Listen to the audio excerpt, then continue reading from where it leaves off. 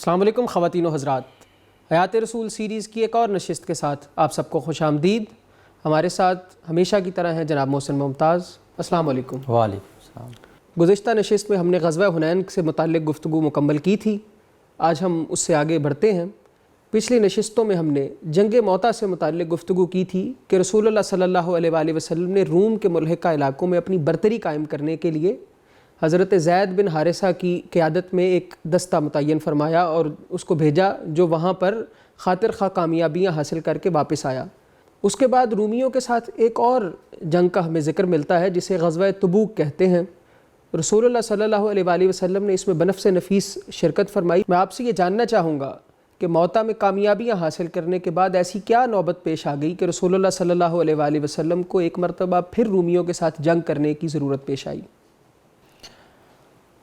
خیبر کے اہل کتاب یہود و نصارہ، آپ جانتے ہیں پچھلی نشستوں میں ہم نے بیان کیا ہے کہ وہ مسلسل مسلمانوں کے خلاف کوئی نہ کوئی بات، کوئی نہ کوئی سازش بنا رہے ہوتے ہیں۔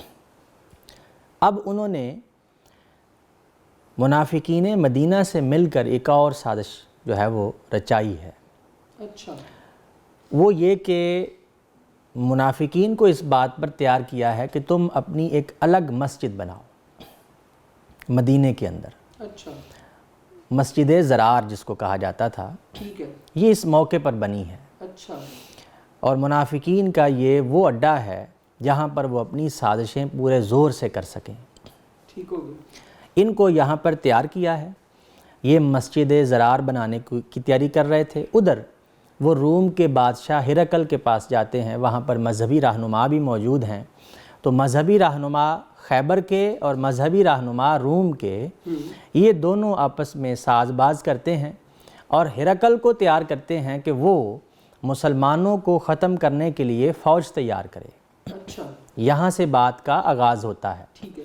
ہرقل جو ہے وہ جانتا تھا، جیسے کہ ابو سفیان کے ساتھ اس نے گفتگو میں یہ کہا کہ سچے نبی کی یہ نشانیاں ہوتی ہیں، دل سے اس کو معلوم ہو گیا کہ اگر یہ نبی وہی نبی ہے جس نے آنا تھا تو میرا یہ تخت جو ہے یہ اسی کے پاس چلا جائے گا۔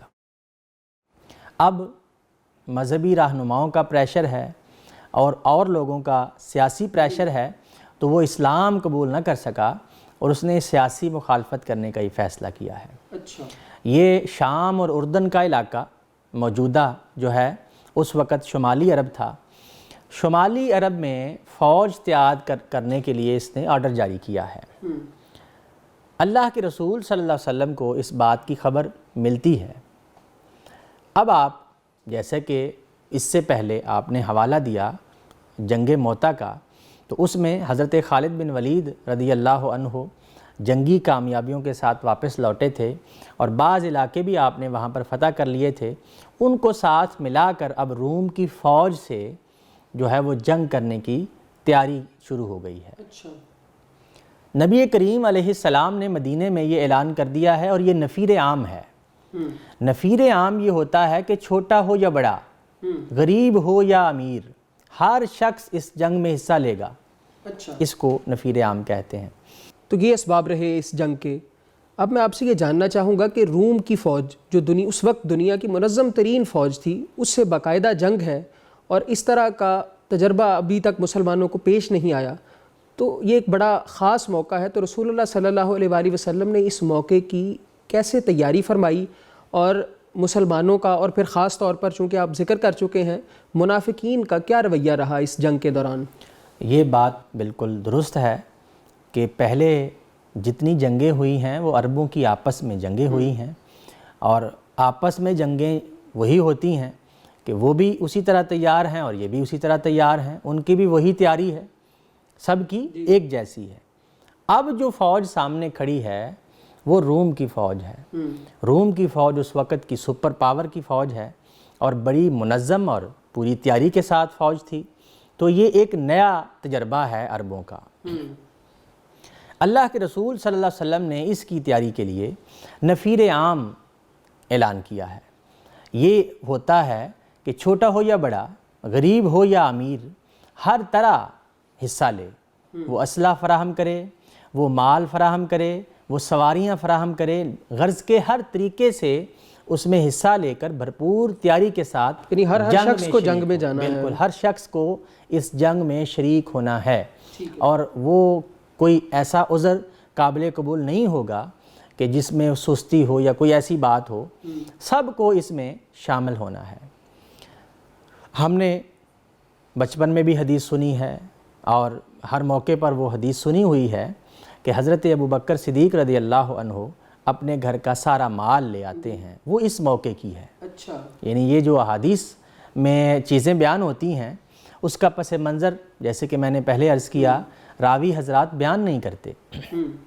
یہ موقع تھا جب اللہ کے رسول نے یہ اعلان فرمایا کہ تم ہر طریقے سے اس جنگ میں حصہ لوگے۔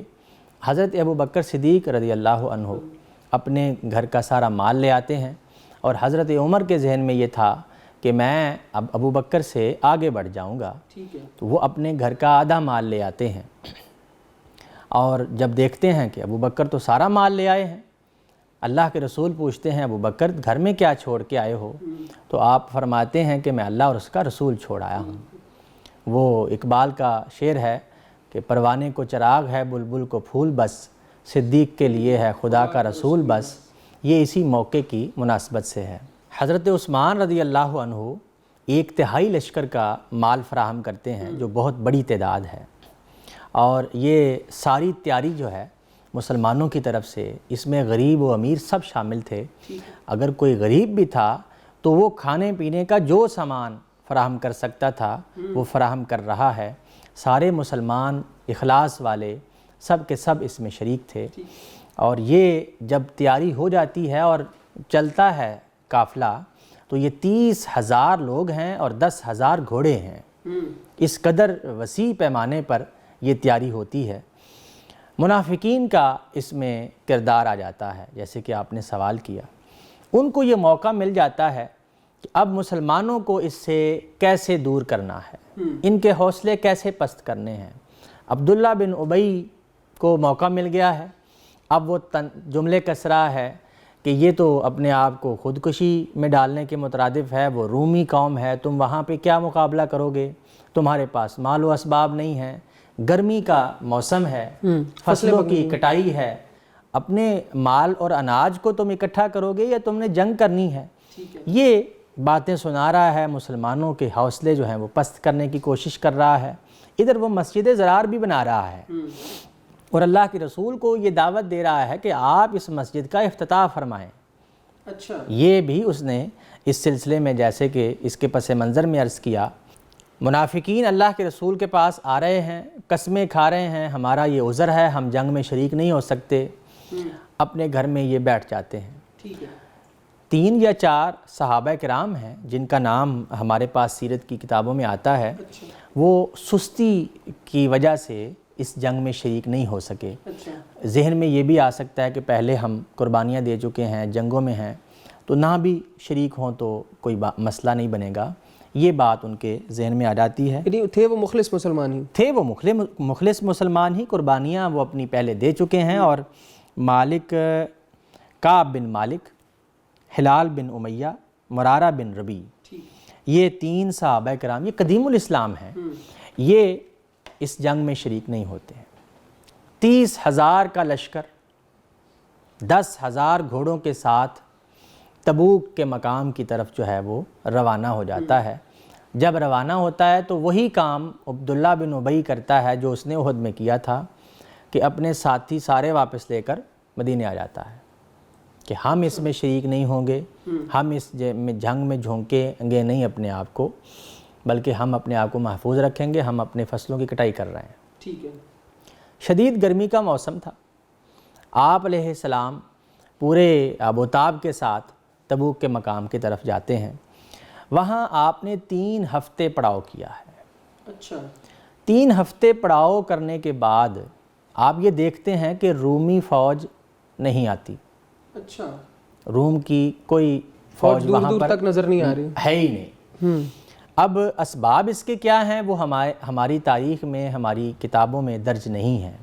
ممکن ہے یہ ہوا ہو کہ ہرقل نے یہ جان لیا کہ یہ اللہ کا سچا رسول ہے، جتنی بھی فوج ہو، جو بھی ہو، نوشتہ تقدیر میں یہ طے ہے کہ میری اس جگہ پر اس رسول ہی کی حکومت ہوگی، اور وہ دل سے چاہ بھی نہیں رہا تھا، تو اس نے یہ فیصلہ ہو سکتا ہے واپس لے لیا ہو، اور فوج نہیں بھیجی. فوج نہیں بھیجی. 3 ہفتے آپ نے انتظار کیا ہے، اور وہ یہ بھی دیکھ چکا ہے کہ موتا میں 3000 سپاہی کیا کر کے گئے ہیں، تو اب تو 30,000 موجود ہیں. بالکل وہ اس بات سے بخوبی آگاہ ہے. وہ بادشاہ ہے، اب وقت کی سپر پاور ہے، اس کو بدر کا بھی پتہ ہے، اس کو احد کا بھی پتہ ہے، اس کو احزاب کا پتہ ہے کہ پورا عرب امت آیا ہے، اور یہ رسول اور اس کے ساتھی اللہ ان کے ساتھ ہے، ہمیشہ غالب رہے ہیں.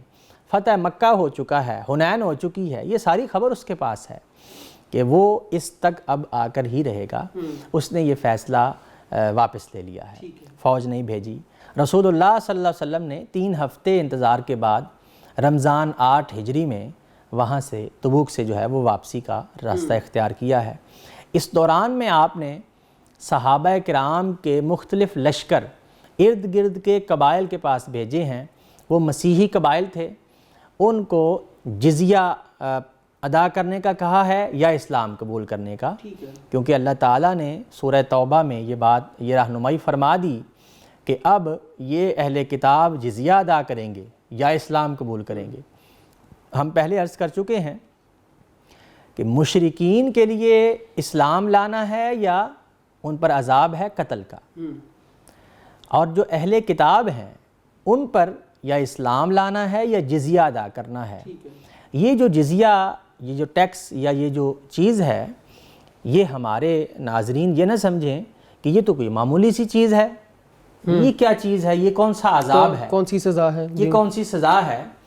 تو اب اگر آپ ان کے اشعار پڑھیں، ان کی شاعری پڑھیں، ان کے کلمات جو انہوں نے ادا کیے ہیں جزیہ دیتے وقت، وہ ان کو اس قدر جو ہے وہ غلامی میں سمجھ رہے ہیں کہ وہ کہتے ہیں ہم مر تو جائیں، یہ جزیہ ہمیں مرنے سے زیادہ بھاری ہے.